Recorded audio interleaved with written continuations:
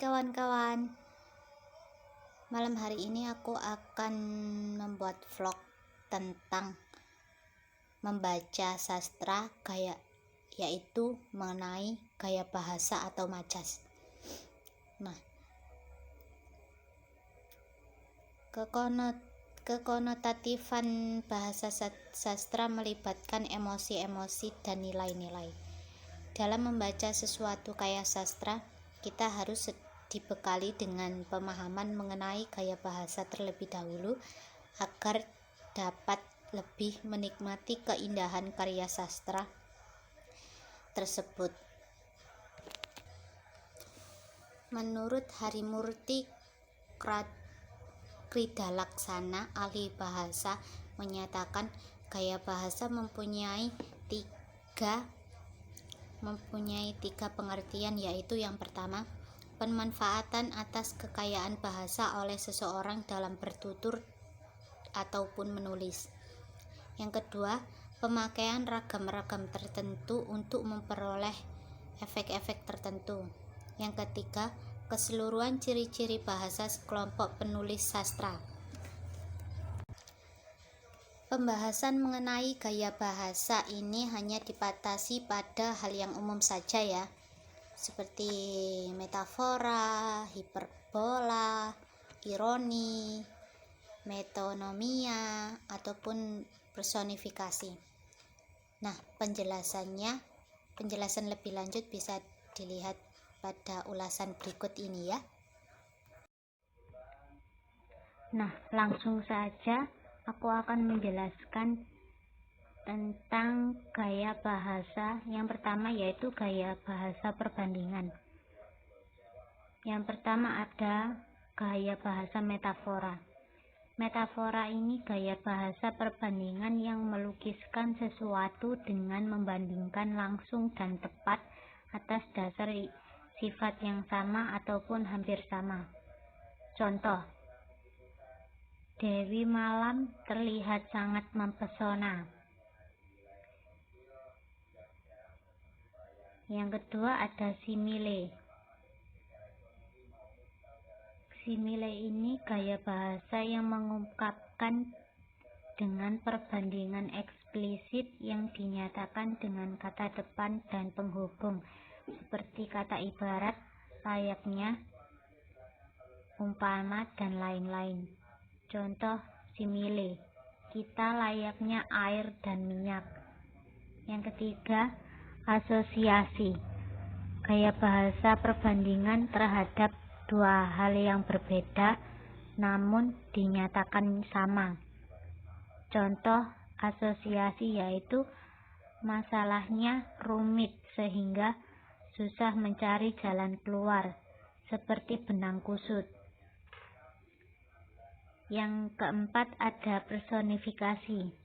Gaya bahasa yang menggunakan sifat-sifat manusia pada benda mati sehingga seolah-olah mempunyai sifat hidup.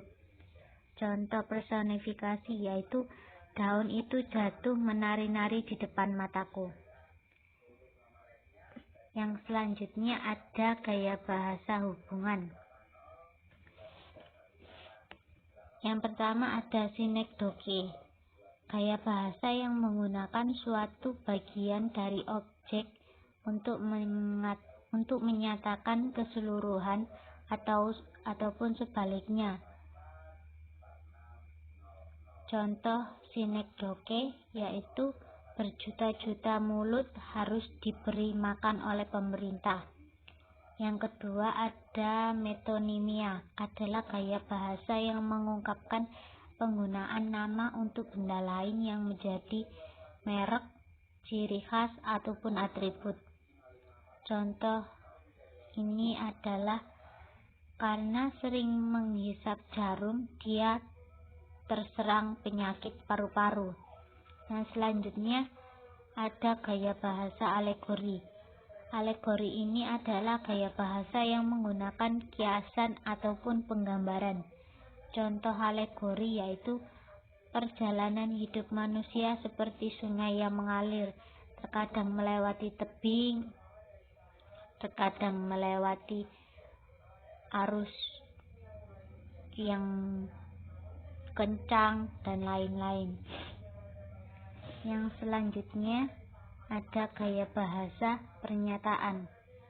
Ada 3, yaitu hiperbola, litotes, dan ironi. Yang pertama, hiperbola adalah gaya bahasa yang melebih-lebihkan kenyataan sehingga membuat kesan tidak masuk akal.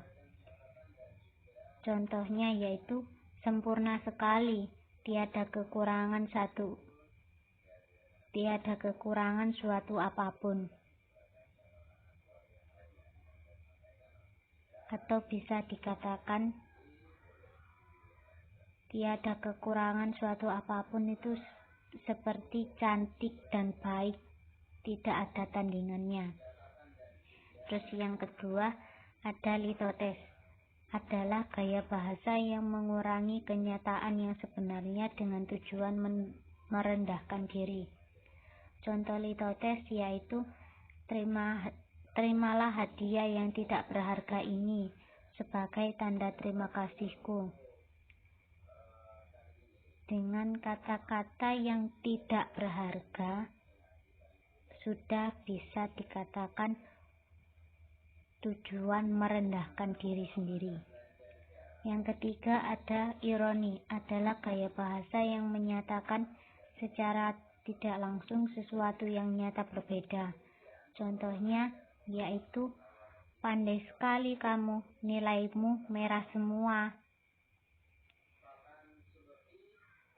Ironi ini jika ironi kasar bisa menjadi gaya bahasa sarkasme atau sinisme. Nah, contoh kali ini saya mengambil gaya bahasa sinisme. Di awal dia memuji, tapi di akhir dia menjelek-jelekan. Sekian vlog aku.